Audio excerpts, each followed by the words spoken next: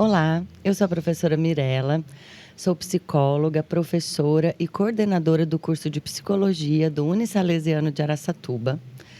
Agradeço a participação de todos nesse evento, cujo tema é Educação Tech, Equilíbrio, Emoção e Futuro, que é de extrema relevância para a formação dos nossos jovens na atualidade. Sejam todos bem-vindos. Eu serei uma das mediadoras dessa conversa, junto com as psicólogas Maria Gabriela e Marcela, a quem eu passo a palavra agora. Olá, eu sou a Marcela Cueque, psicóloga, professora e supervisora de estágio aqui do curso de Psicologia do Unisalesiano de Araçatuba. O título da palestra é Transição de Cuidados como Inovação em Saúde, o papel da psicologia na continuidade assistencial, que é um dos temas de estudos da psicóloga Maria Gabriela Spagnolo, cuja formação e atuação eu vou falar de forma resumida. A Maria Gabriela é psicóloga, especialista em psicologia hospitalar pela USP, com mais de 13 anos de experiência em hospitais e clínicas de transição de cuidados, atuando na assistência e na gestão.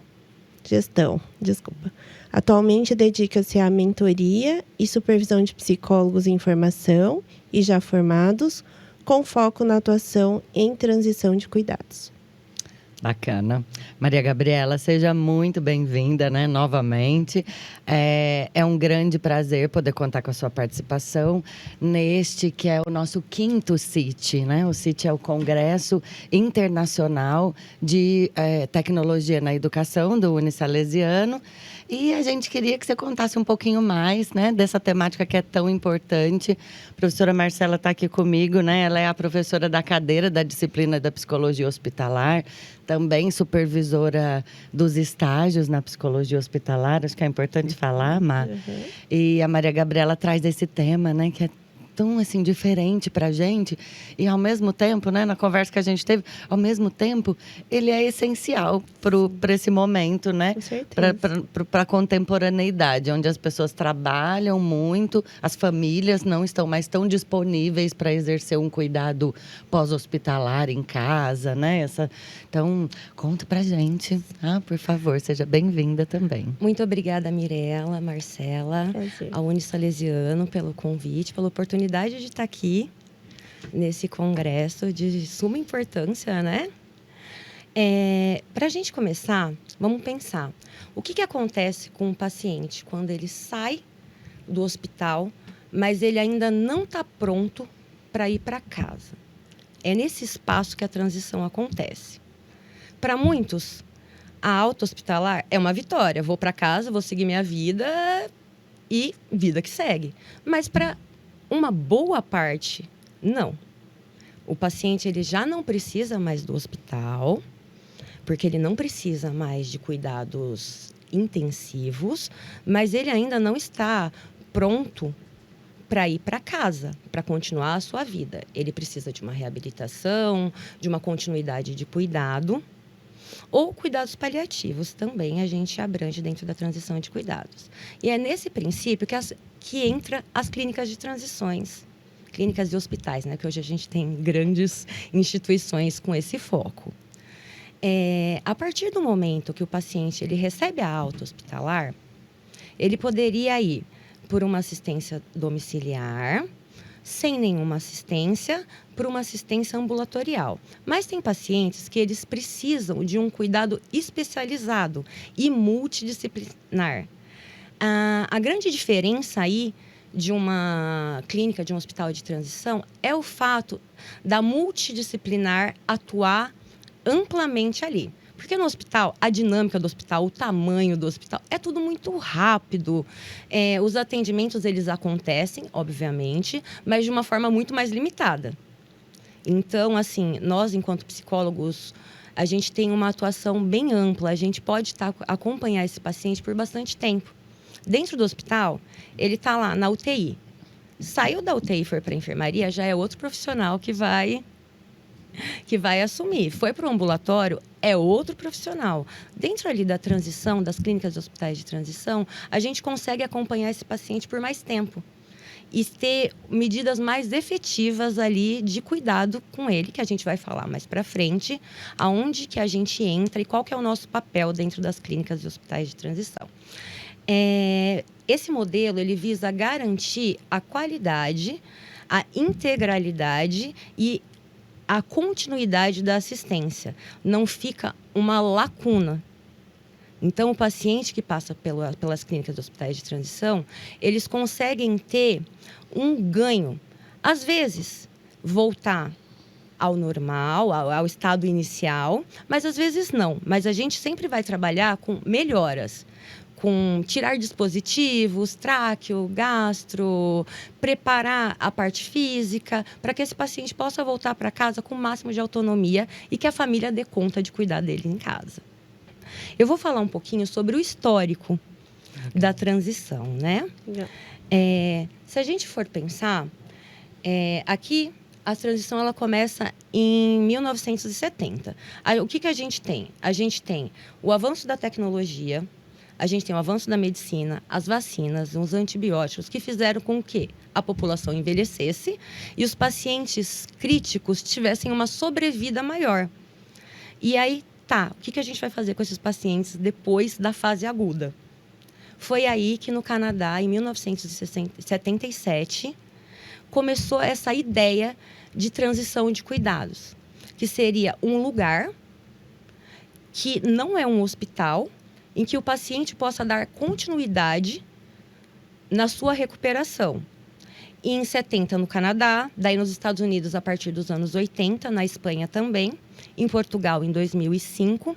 O foco dessas instituições são os cuidados pós-agudo, a parte pós-hospital, onde o paciente não precisa mais de uma assistência intensiva, dos cuidados intensivos ali que um hospital pode oferecer, que ele não precisa mais da tecnologia toda, dos exames, de uma UTI, de coisas grandes que só um hospital poderia oferecer. Ele não precisa mais disso, mas ele também não está pronto.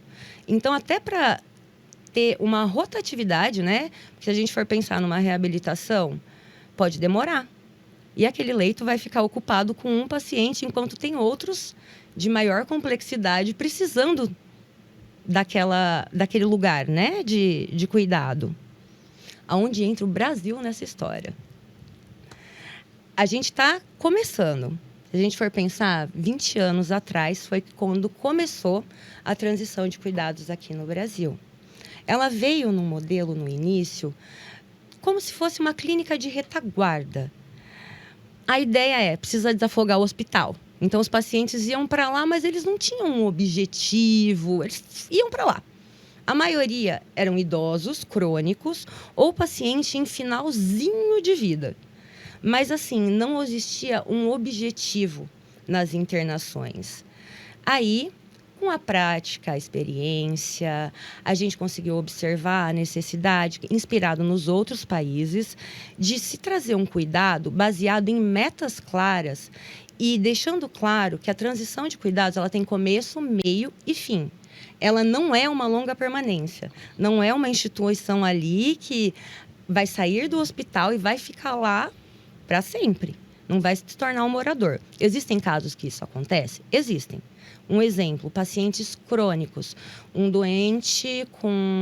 paciente com Alzheimer, já num nível muito avançado, em que ele está completamente debilitado, porém, ele não está numa proximidade do fim de vida, mas ele não tem condições de voltar com aquela condição para casa, porque a família não vai conseguir dar a assistência que ele precisa e, ao mesmo tempo, vai chegar em casa e bater no hospital 300 vezes. Então, como uma solução para isso é que entram as unidades de transição de cuidado. Lembrando que os cuidados eles são ordenados, existe um plano terapêutico, não é aleatório. Nada que a gente faz é aleatório dentro das clínicas de transição. É tudo de uma forma integral, discutido com toda uma equipe, E a partir daí a gente consegue traçar as metas desse paciente. Nem que a meta seja conforto e dignidade no final de vida. Então ele está ali para um objetivo. Agora eu vou falar para vocês sobre as linhas assistenciais especializadas. A gente tem a reabilitação. Eu vou dar exemplos de algumas patologias, tá? Pós-AVC, pós-trauma encefálico. A gente tem a parte de reabilitação de acidentes, a parte de ortopedia.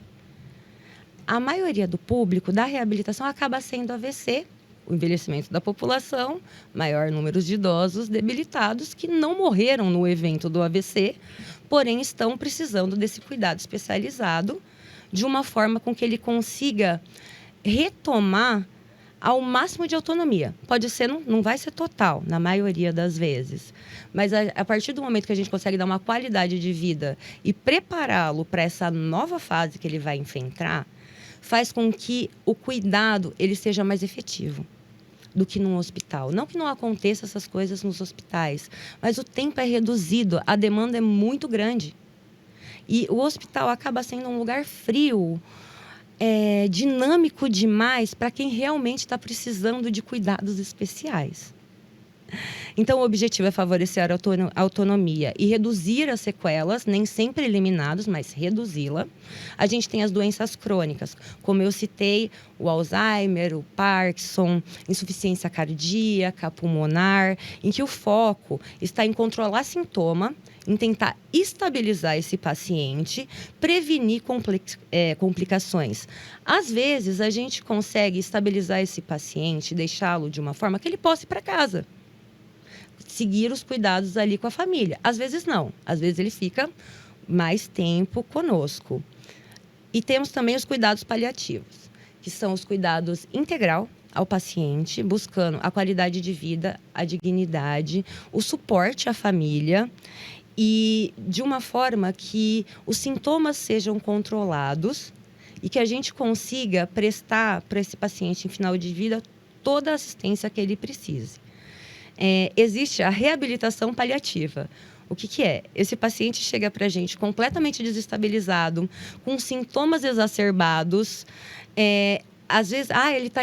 Não está. Estabiliza, controla os sintomas, ele volta para casa, segue com a família.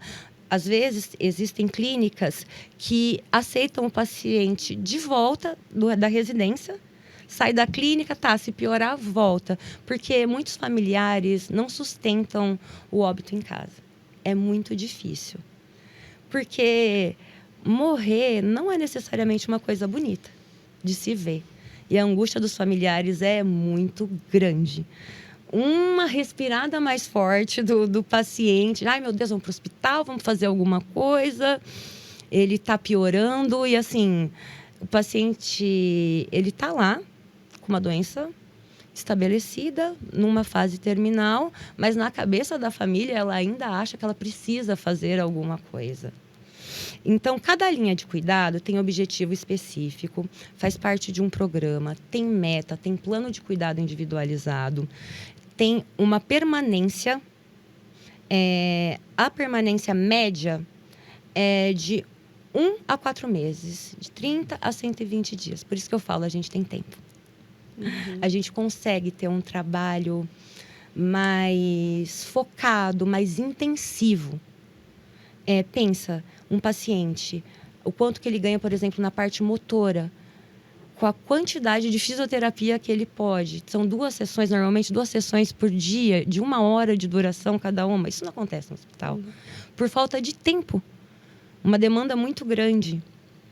E nas clínicas tem ginásios de reabilitação, onde hoje em dia a gente já tem algumas clínicas com bastante tecnologia, com realidade virtual, aqueles oclinhos, né? Coisas para estimular o paciente, para fazer ele já se sentir de alta, mesmo estando lá, aproximá-los da vida cotidiana, né? Tá lá fazendo a esteira, tá lá fazendo a bicicleta, mas tá vendo que tá numa pista de corrida. As simulações, né? Exatamente. Você fala, que legal, muito legal. Então, apesar de não ter como que eu posso dizer? Apesar de não ter tecnologia em equipamentos, por exemplo, uma máquina de tomografia, de ressonância, um raio-x, ele tem outro tipo de tecnologia, que é voltada para a reabilitação. Normalmente, as clínicas, elas têm jardins, elas têm um espaço externo. Então, pode pet, os bichinhos de estimação, tem muito trabalho em grupo, tem áreas de socialização entre os pacientes, junto com a família. Então, é um ambiente muito mais acolhedor do que um hospital. Os benefícios da transição. A gente tem a deshospitalização segura, permite liberar os leitos hospitalares de alta complexidade de forma organizada, evitando a sobrecarga do sistema. Porque não é novidade para ninguém, hospital lotado, falta de leito de UTI, tanto no setor público como no privado. Isso não foge muito. A continuidade assistencial garante que o paciente seja acompanhado durante toda a sua jornada. Não acaba ali, no hospital, na alta. Ele continua sendo acompanhado de uma forma que o cuidado seja ininterrupto. A sustentabilidade otimiza recurso, evita a reinternação, contribui para a eficácia do sistema, redução de risco. Paciente muito tempo internado, o risco de infecção hospitalar é enorme. Muitas vezes, ele acaba piorando e falecendo, que nem é da sua doença de base, é de alguma infecção hospitalar, de alguma bactéria oportunista ali que ele pegou e acabou, devido à sua debilidade, causando o seu adoecimento, a sua piora. Qualidade de vida, a experiência do paciente, da família é infinitamente mais gratificante, no sentido de que ele recebe uma assistência integral num ambiente mais humanizado, e isso passa a segurança, né? Porque eu acho que sair do hospital com um paciente debilitado ainda, para as famílias, é desesperador, que é aquilo que eu vou fazer com ele em casa. Se aqui no hospital está difícil, eu tenho essa equipe inteira, imagina em casa, o que eu vou fazer? Como é que eu vou fazer as coisas? Ele está precisando de cuidado. E a humanização. Lá são ambientes acolhedores, a gente tem a proximidade e o cuidado de uma equipe. Então, apesar de não ter tanta tecnologia, tem a parte do humano, que dentro da transição faz toda a diferença. Equipe multidisciplinar integrada. A gente tem muitos profissionais envolvidos. Médico, a enfermagem, farmacêutico, físio, a nutrição, fonoaudiólogo, terapeuta ocupacional, serviço social, psicólogo. Em algumas clínicas, não são em todas. A equipe base é essa, né? Mas a gente tem lugares que tem musicoterapeuta, neuropsicólogo, educador físico. Aí vai das instituições, mas a equipe básica acaba sendo essa até o psicólogos. Praticamente todas as clínicas de transição têm, e é o diferencial da assistência. Porque ali ele já passou da fase aguda. Então, o médico, essas intervenções, elas não são tão necessárias. O médico, obviamente, ele é super fundamental. Mas é a equipe que vai trabalhar esse paciente. O médico estabiliza o paciente para a gente trabalhar. O psicólogo, agora a gente vai entrar. Ele atua de uma forma transversal dentro desse cuidado. Ele tem a parte com a família, com a equipe e do próprio paciente. Aqui nessa primeira parte do papel do psicólogo, eu coloco dentro de todas as linhas, que é o acolhimento emocional, o score, a escuta e o suporte em um momento de fragilidade, onde tem ansiedade, o medo. Eu vou piorar?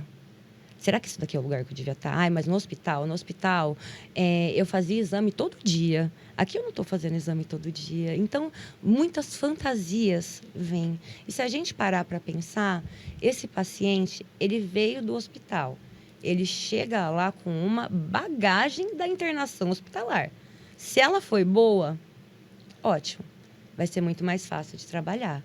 Mas se ela não foi positiva, se se o paciente vivenciou, se a família vivenciou experiências que causaram um impacto, é muito difícil. Eles vêm extremamente na defensiva, fragilizados e necessitando de apoio, de será que é isso mesmo? Eu preciso me sentir seguro para estar aqui. Nem sempre eles chegam lá e já querem ficar de cara. Demora, às vezes, uma semana para ter uma adaptação, para eles entenderem qual é o nosso objetivo, que ali os cuidados acontecem, apesar de não ser um hospital. Então, a gente está atendendo o sofrimento de uma pessoa, o sofrimento emocional de uma pessoa que já tem um sofrimento físico depois de uma vivência hospitalar. Então, eu falo que a gente trata a dor da dor. E aí tem o trabalho com a família, né, na parte de orientação, de acolhimento, fortalecimento desses cuidadores, orientação para esses cuidadores e um preparo para que eles aprendam a lidar com esse paciente no pós-alta. E sempre frisando, tanto para o paciente como para a família, que é um processo que tem começo, meio e fim. Porque muitas vezes a alta, se isso não é bem trabalhado, ela fica difícil. Se não é realmente bem trabalhado este processo dentro da transição, depois a deshospitalização ela acaba sendo mais difícil. Adesão ao tratamento, porque a gente trabalha o fortalecimento da autoestima, da motivação, e a gente vai trabalhar essas barreiras. Milagre a gente não faz. Porque acho que todo mundo aqui é psicólogo e sabe, né? Chama o psicólogo. Milagre a gente ainda não está fazendo.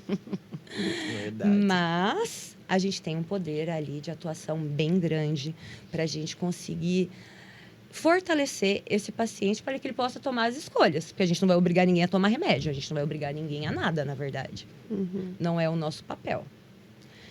A integração multiprofissional atua dentro da equipe com a família, favorecendo a comunicação, mediando conflitos e trazendo a dimensão emocional para dentro da discussão. Dentro das clínicas, a gente tem reuniões multidisciplinares e que a psicologia ela tem um papel importante, porque é a gente que vai levar a visão da parte emocional daquele paciente. O que ele está pensando, o que ele está falando. Porque, às vezes, para o médico, é um sorriso no rosto, está tudo lindo. O médico sai do quarto, já começam os medos, as falas, mas eu não entendi nada que o médico falou. E falou que entendeu tudo, mas aí depois não entendeu nada. E aí a gente vai ali traduzindo, explicando de novo e respeitando o limite de entendimento. Porque, às vezes, o paciente ele não tem estrutura para absorver a realidade inteira. Então, tem que ser em doses homeopáticas até que ele consiga absorver a realidade que ele está inserido. O principal, eu acho que o que eu mais lidei nesses 13 anos são com perdas e lutos. Porque todos os pacientes que estão lá, de todos os perfis, eles têm como uma característica comum as perdas e o luto. Seja o luto por uma funcionalidade perdida, o luto pela autonomia, por um papel social, por um papel familiar. O luto antecipatório das famílias antes da partida do paciente. O luto do próprio paciente diante da própria finitude. Então, perda e luto faz parte do trabalho diário. Porque se a gente for pensar, tudo é perda dos pacientes que entram lá dentro. O idoso crônico que entrou lá dentro, ele estava em casa, né? Ele perdeu a casa, ele perdeu o contato diário com a família, com as coisinhas deles. O paciente de reabilitação perdeu uma função, perdeu um papel social, o trabalho. Se torna completamente dependente. E assim, para muita gente, usar uma fralda é terrível. É uma perda da dignidade. Como assim? Eu sou um adulto e eu estou de fralda. Então, a gente trabalha com perdas. Atuação com o paciente. Escuta e acolhimento, oferecer um espaço seguro para que o paciente fale dos seus medos, das suas expectativas, das suas angústias, diante da terminalidade ou de uma mudança irreversível. A parte do resgate do sentido, que daí vem o legado, a espiritualidade, a valorização da vida e da história daquele paciente. isso é um tema recorrente dos pacientes em cuidados paliativos, né? E porque o que eu vou deixar, né? O que eu tenho? A parte da autonomia preservada nas decisões, tanto dos cuidados paliativos como na longa permanência e nos pacientes e na reabilitação, a autonomia, a parte do paciente estar apto dos cuidados que estão acontecendo com ele, que ele possa tomar decisões mediante ao que vai acontecer com ele. Porque muitas vezes a gente exclui o paciente disso. Ai, não, coitado, não vamos envolvê-lo nisso, não. Ele já está sofrendo. Será? Será que não é melhor ele saber o que está acontecendo com ele? Porque quando a gente deixa espaço, é preenchido com a nossa imaginação e com o que a gente tem de repertório. E muitas vezes não é isso. A realidade é diferente. Pode ser melhor ou pior, mas é diferente do que a gente cria e preenche esses espaços. A atuação com a família, a preparação emocional, preparar o paciente, aliás, a família, para essa perda anunciada. A gente trabalha bastante com a família. O psicólogo atua bastante junto com o médico, em reuniões e conversas, muitas, praticamente diárias com a família. O acolhimento dessa ambivalência que entra a culpa nos cuidados paliativos. Eu quero que o meu paciente descanse, mas eu não quero que ele morra. Então, eles ficam com um conflito interno gigantesco. Ai, meu Deus, eu estar aceitando a finitude significa que eu estou aceitando que ele vai morrer e feliz com isso? Não, eu tenho que lutar. É um movimento pendular.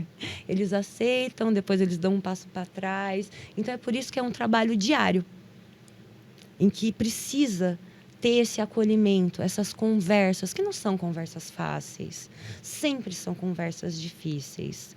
E muitas vezes, mesmo com todo o apoio, a família ainda não aceitou. Isso é muito individual. Aceitar a perda de um ente querido envolve muitos processos psíquicos ali, de cada indivíduo, né? A culpa, a relação que tinha, a proximidade que tinha, o cuidado que ele desempenhou. A gente trabalha a sobrecarga dos familiares e cuidadores, aqueles que não querem ir embora. Quer passar 24 horas por dia do lado do paciente e não percebe que eles vão adoecer desse jeito. Então, essa parte, o psicólogo, ele busca sensibilizar a importância deles cuidarem de si para poder cuidar do outro. É igual ao avião, a máscara de oxigênio. A orientação você coloca em você, depois você coloca no outro. Se eles não estiverem bem, eles não vão conseguir cuidar desse familiar. Pelo contrário, eles vão acabar não piorando, mas intensificando um sofrimento psíquico, porque daí o paciente vai olhar o familiar exausto, esgotado, e vai falar, além de tudo, eu estou causando um sofrimento mais do que já é sofrido para o meu familiar. Aí ninguém fala, o familiar não fala, o paciente não fala, e ficam os dois sofrendo ali por conta desse excesso. E o psicólogo, ele vai lá para ele remediar e para ele mediar essas situações também. A promoção de despedidas significativas, estimular conversas, resoluções de conflitos, gestos de carinho e uma criação de memórias, né? Para que essa passagem possa ser leve dentro de todo o peso que traz. Que isso deixe marcas boas para quem for lembrar depois de que foi feito com todo carinho, dignidade, sem sofrimento. Isso muda, isso transforma a situação do luto. Porque o luto complicado, muitas vezes, eles vêm de uma morte complicada, de uma morte sofrida, né? Ou, às vezes não, né? Na grande parte, mortes por acidente causam um luto complicado, porque ninguém está esperando. As mortes por cuidados paliativos, tudo bem. Mas se não for bem paliado, se não for bem trabalhado isso, pode gerar um luto complicado também. Então, o psicólogo está ali para prestar esse apoio. Na atuação com a equipe, sensibilizar a equipe para que o cuidado seja técnico e humano. Sabe, a gente tem que ter umas conversinhas, viu, gente? Olha, fulano de tal, ele gosta da janela que fica desse jeito. Eu sei que você está acostumada a fechar. Às vezes, gente, é coisa tão pequena. São detalhes tão pequenos que é o nosso olhar. A gente dá voz para os pacientes. É o que a gente recebe deles nos atendimentos e o que a gente percebe que fazem a diferença no cuidado. Porque a gente tem essa troca com a equipe. Ninguém trabalha sozinho na transição. Os trabalhos, eles estão interligados. E a gente está sempre conversando, trocando. Ai, Gabi, o que você acha? O paciente falou isso. Eles trazem para a gente também as falas. Porque, às vezes, o paciente vai falar de um sofrimento para a menina da limpeza. Ou na sessão de fisioterapia. Se a gente não tiver essa comunicação, não vai chegar até mim nunca. A parte do apoio no manejo da comunicação é difícil. Normalmente não é a gente que faz, é o médico que dá essas más notícias aí, mas a gente está junto, ou na sequência, o médico sai e a gente entra. Para entender como que o paciente e a família estão elaborando as informações passadas. E, normalmente, eles absorvem muito pouca coisa num primeiro momento. Então, você tem que repetir, falar de novo, dali a algum tempo voltar, retomar essas informações, ver o que eles entenderam sobre o que foi passado, porque uma coisa é o que eu falo, outra coisa é o que você entende. E o cuidado com os profissionais. Porque no hospital, a gente tem nascimentos, a gente tem óbitos, a gente tem altas. Então, existe uma dinâmica. Nas clínicas de transição, a gente tem alta, sim, a gente tem pacientes reabilitados, mas a gente tem muitos pacientes que finalizam a vida lá dentro. E não são todos os profissionais de saúde, ou mesmo que não são da saúde, mas trabalham nessa instituição, que estão preparados para lidar com isso todos os dias. Dói, é um trabalho pesado. Se a gente não se cuidar, a gente adoece. E nós somos formados dentro da faculdade, a gente tem um preparo. E quem não tem essa formação na área da saúde cai de paraquedas numa unidade de transição onde o óbito é recorrente. Onde vê um paciente todo debilitado é recorrente. O contato com o sofrimento humano próximo, não é todo mundo que consegue lidar com isso de uma forma leve, que consegue entender a dor do outro, mas não pegar essa dor para ele. Aqui eu trouxe um panorama de um diagnóstico que é a ABRACT, que é a Associação Brasileira de Hospitais e Clínicas de Transição, que ela trouxe, foi realizado recentemente. Nós temos 2.573 leitos em operação, o total de leitos de transição no país. 181 hoje é do SUS. Do SUS a gente tem muito pouca coisa. E muito pouco material também que fale. Em São Paulo a gente tem o Instituto Perdizes, que faz um trabalho bem legal de transição. É a única transição do SUS que realmente tem esse foco de transição que eu conheço. Deve haver mais? Com certeza, porque a gente tem um número maior do que do leito do Instituto Perdizes. Mas no SUS ainda é bem reduzido. É mais no setor privado. Hoje, a gente cobre 32% da demanda potencial. Ou seja, sobra 68% de demandas não atendidas que poderiam ser beneficiados pelos cuidados nas clínicas e hospitais de transição. É um vazio existencial. Se a gente pensar em 68%, é um número muito alto. 2.573 é muito pouco, pensando o número de pessoas que precisam desse tipo de cuidado. Esse modelo, ele vem pensando numa sustentabilidade do sistema. é realmente um elo estratégico, porque a gente tem a sustentabilidade financeira, racionaliza custos e evita desperdícios, libera leito hospitalar de alta complexidade, reduz as reinternações, o risco de infecção hospitalar e otimiza os recursos. E a gente tem a sustentabilidade assistencial, promove qualidade de vida, humanização do cuidado, segurança para o paciente e para a família e o preparo para o desafio da pós-alta. Então, faz parte de um ecossistema de saúde, porque se nós formos pensar atenção primária, o hospital, a clínica de transição, quem sabe um atendimento domiciliar para chegar no atendimento ambulatorial. É todo um cuidado integral do sistema de saúde para a gente poder proporcionar para esse paciente uma recuperação plena. Mesmo que não seja para voltar como ele estava antes, mas que ele tenha a possibilidade de atingir os seus potenciais, seus limites terapêuticos ali, até onde ele consegue ir com o estímulo adequado. Então, acho que um dos grandes desafios é cada um saber o seu papel. O hospital saber o seu papel, a clínica de transição saber o seu papel, a atenção domiciliar saber o seu papel, porque a transição, ela não é um hospital e não é uma atenção domiciliar, ela está no meio desse caminho.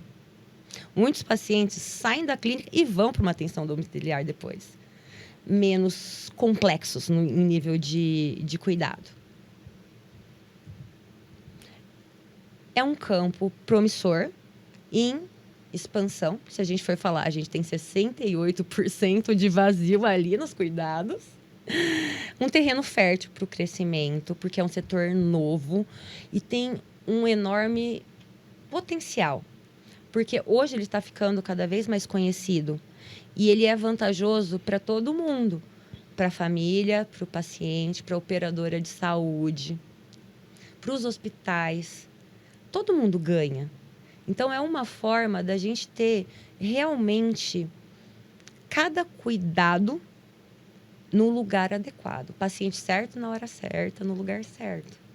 Fazendo assim, a gente consegue promover uma saúde mais efetiva, integral e que faz com que o paciente e a família ele tenha essa possibilidade.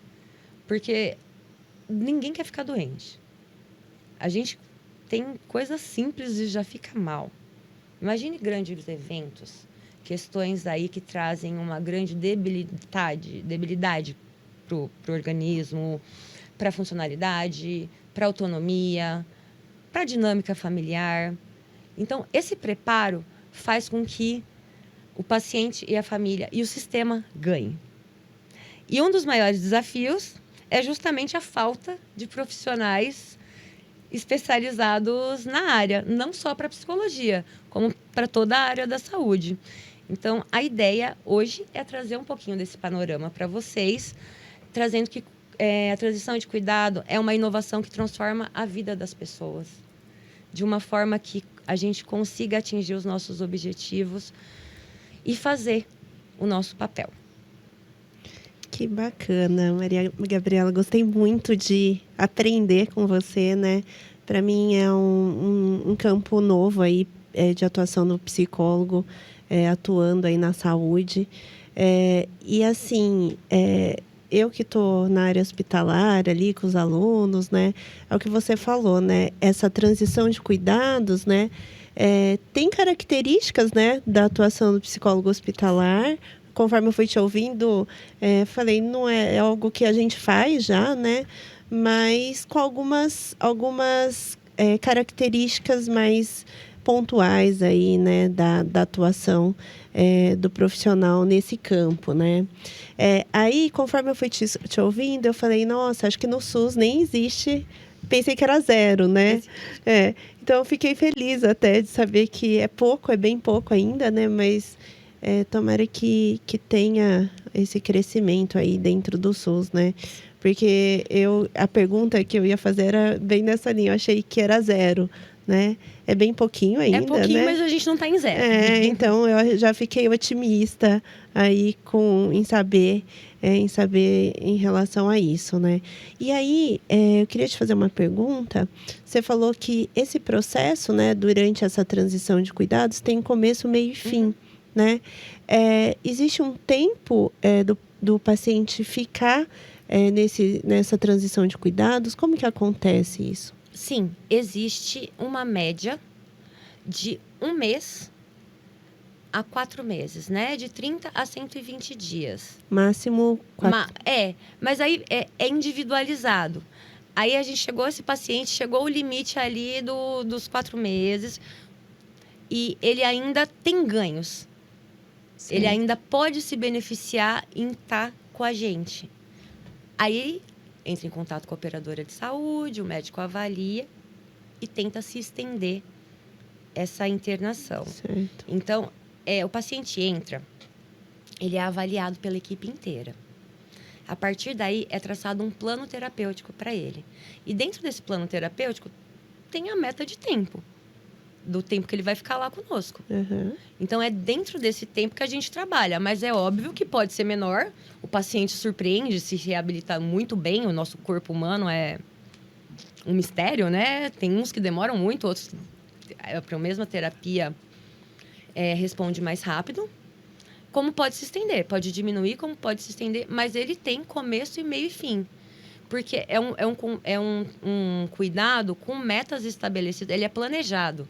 Não é aleatório. Ele não está ali, cada um faz alguma coisa, né? É um cuidado orquestrado para que a gente consiga dar alta para esse paciente e fazer com que ele volte pro domicílio. Bacana. E aí, ainda assim, né? Perguntando um pouco, você trouxe os dados do SUS, né? Que é uma coisa que eu também queria perguntar, mas assim, queria muito. A gente viu toda a reforma psiquiátrica, né? Com as residências terapêuticas, com o desmonte dos hospitais psiquiátricos. E a gente viu que, assim, mesmo que mínimo, funcionou no espaço da saúde pública, né? Também. Eu vejo, eu não sei, assim, quando você me traz aqueles números, eu falo assim, será que esses leitos, esses 181, eles existem por conta das ações judiciais? Porque eu acho que é muito... É um nicho importantíssimo, que é o que você fala, é cheio de vantagens. Ele traz economia para a saúde. Sim. Porque você evita a reinternação, você amplia a qualidade de vida, né? Assim, tem muita coisa que traz economia para esse ecossistema. Adorei que você chamou de ecossistema, porque eu acho que é isso mesmo, né? Assim, então, eu acho que traz uma economia e é uma coisa que a gente precisa para a saúde, né? Além de pensar no benefício da saúde mesmo para os indivíduos, né? De um bom atendimento, de uma boa reabilitação, né? Com qualidade, tudo isso. A economia é importante, né? Você pensar no gasto. Sustentabilidade. Não tem como não pensar em. Perfeito. E aí, nesse sentido, até na conversa que eu tive antes com você, a gente entrou um pouco nisso. Você chegou a falar assim, o convênio quer que libere o leito do hospital. Fora a dimensão do que o hospital também, que está superlotado, precisa que libere o leito, né? Mas vamos pensar no âmbito particular. O convênio quer que aquele paciente também libere o convênio, né? Os gastos com o convênio. E aí eu fiquei pensando, né? Aqui a gente até pensou, falei, não conheço nenhum espaço aqui na nossa cidade de Araçatuba. Porém, a gente até chegou nisso, né? Ele deve acontecer nas clínicas de longa permanência. Que a gente já tem. Tem as creches também para os idosos ou para as pessoas que têm alguma dependência, alguma vulnerabilidade. Mas tudo isso ainda acontece num âmbito particular, nem de convênio. De convênio. Só quando você vai para a justiça mesmo, né? Que aí você tem alguns casos. Você vivenciou muito isso em São Paulo, né? Que é a nossa maior cidade, onde tudo acontece, né? Lá eu acho muito bacana isso. Como que tá essa questão também do convênio e do particular? Já tem convênio custeando isso, por exemplo? Como que acontece isso? Sim. Praticamente todos os pacientes das clínicas são de convênio. São de uma rede credenciada. O fluxo acontece mais ou menos assim. O paciente no hospital, o médico assistencial, né, aquele que está lá no dia a dia, ele vê que aquele paciente está estável, que ele não precisa mais do cuidado intensivo de um hospital e que ele está apto para ir para um outro segmento. Aí passa pela gestão de leitos, que daí vê os interesses dos hospitais, no sentido da ocupação, todos os trâmites internos. Aí vai para a operadora de saúde. A operadora de saúde libera, ou não, né? No caso, libera, passa a rede credenciada para a família. A família normalmente visita a clínica antes de levar o paciente, conhece a equipe, conversa, é explicado o trabalho que é realizado lá dentro. A família, ela participa ativamente desse processo. Aí, o hospital de acordo, a operadora de acordo e a família de acordo, programa-se a transferência para as clínicas. E aqui no interior, realmente, no âmbito de convênio e do SUS, eu não conheço nenhuma clínica ou hospital de transição. O que existe são instituições de longa permanência, né? Para idoso, ILPI. Aí tem em todos os lugares, todas as cidades, tem as do SUS, do público, né? Os asilos, né? E as clínicas e residenciais de idosos. Existem alguns residenciais de idosos que fazem essa parte, esse trabalho de reabilitação também, mas é uma reabilitação menos complexa. Seria uma reabilitação motora, uma fisioterapia, é uma complexidade menor. É por isso que a transição, ela não é uma longa permanência. Ela foge disso porque ela realmente tem o cuidado integral da equipe e para pacientes muito complexos. Às vezes a gente recebe o paciente que sai direto da UTI. E precisa ali, tá com uma traco, tá com uma gastro, tá todo invadido. O primeiro trabalho é ir desinvadindo ele para depois começar outros tipos de reabilitação. Sim. Sim. Então, assim, fico feliz que os convênios já viram, né? Sim. E eu acredito que o restante da rede é uma questão de tempo, né? E para chegar aqui também, porque é o jeito da nossa vida também, né? Como eu disse lá no começo, as famílias, a gente não tem mais a mesma disponibilidade. E que não é uma questão não é uma questão de escolha, né? As pessoas, elas precisam trabalhar. Todas as pessoas da casa, muitas vezes, precisam trabalhar. Não tem mais aquela pessoa que fica em casa para cuidar das questões da casa. Né? Porque antes né? tinha essa figura, né? A mulher, a avó, alguém ficava ali. Então, a gente vive uma outra realidade. E um diferencial das clínicas também, a maioria delas não exige acompanhante 24 horas, coisa que no hospital exige. Uhum. Perfeito. Verdade. E com a população envelhecendo cada vez mais, né? A tendência é aumentar. mesmo. É aumentar. Tem clínicas, por exemplo, que elas têm dentro da própria equipe os cuidadores, né, que auxiliam no cuidado diário. Então, isso vai aumentar. Que a gente falou lá do começo, no mundo que veio do envelhecimento da população, da sobrevida de pacientes críticos. Isso vai aumentar, porque a tecnologia vai continuar aumentando, a população vai continuar envelhecendo. As coisas que eram fatais vão deixar de ser fatais, mas vão debilitar ainda. E muitas coisas já deixaram, né, de ser fatais. A gente já é tudo culpa nossa, né? A gente viver mais, a gente viver melhor, a gente ter melhores recursos, né, de tecnologias na saúde e tudo mais, para que a informação, né? Exato. E aí criam-se vazios, né? Um vazio, exatamente. De cuidado. Quando eu comecei, eu nem sabia o que era. Ainda era um modelo ainda de retaguarda. Eu tive o prazer de começar. Hoje ela é a maior rede do país de transição. Tem muitas unidades. E de conhecer pessoas incríveis. O Dr. Frederico Berardo, que é o presidente hoje da Abract. Assim, uma pessoa espetacular e que me ensinou sobre transição e me fez eu me apaixonar pelo setor e não sair nunca mais. Que legal. Muito bom. Então, vamos lá? Vamos fazer um fechamentinho. Você quer falar alguma coisa? Quer falar, Má? Não, fiquei muito feliz em aprender hoje com você. Obrigada. Bom, espero que tenha ficado claro. A minha ideia era passar essa mensagem das transições, dessa inovação, né, desse mercado que existe. E é um mercado em expansão. Então, os profissionais da área da saúde, não só psicólogos, têm ali um campo de atuação, às vezes desconhecido. Sim. E pode ser que aconteça como eu, que caia de paraquedas dentro de uma. Como várias pessoas que eu já treinei, que passaram pela mesma coisa. E a oportunidade de conhecer, trazendo essa inovação para o sistema de saúde, para a psicologia, e aonde a gente pode, de fato, atuar.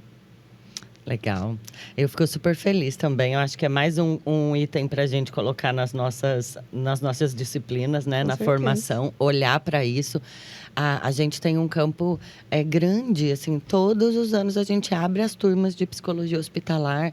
Eles têm uma atuação bem importante nos hospitais, né? A gente tem supervisão em loco também dos nossos professores no hospital. Temos demanda, temos outros hospitais querendo que a gente vá para lá também. E a gente também tem o estágio em saúde, que aí iria para o extra-hospitalar, né? Ainda nos níveis todos de atenção. Então, eu acho que é mais uma coisa mesmo para a gente colocar na nossa formação, mais um conhecimento, né? Importantíssimo. E a gente espera contar com você não só com essa isso que eu ia palestra. falar, podem contar comigo. Essa palestra já ajudou, né? Essa sua fala ajudou bastante a gente entender mais o que é e tudo mais. Porém, enquanto você estiver pertinho aqui da gente, Sim, né? com certeza. A gente, Será um prazer. A gente vai contar aí com a sua ajuda para compartilhar com a gente. Será um prazer. Então, muito obrigada. Obrigada, Má, por estar aqui com a gente. Maria Eu que Gabriela, pela participação, né, nessa conversa que foi tão boa. Eu agradeço muito a participação de todos que vão assistir também essa nossa conversa. Eu tenho certeza que vai colaborar muito para a formação, que vai ser de grande valia. Muitíssimo obrigada. Obrigada.